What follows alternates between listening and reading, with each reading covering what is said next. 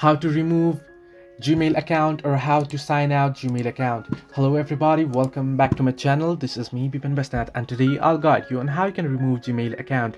Now, the process itself is relatively simple and easy, so let me guide it through. In order to remove Gmail account from your device or from the Gmail, you can simply open up Gmail application and then you want to tap on the profile icon at the top right corner of your screen. Now you can see a list of Gmails that is signed in here on my device. Now what you want to do is at the bottom you can see manage accounts on this device option, right? You can simply tap on it.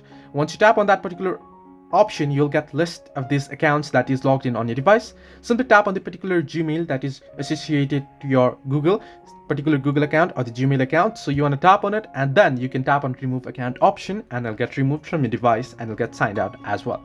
So this way you can remove a Gmail account on your device. Hope this helped you. Do like and subscribe, and do not forget to leave a comment down below if you have any further issues.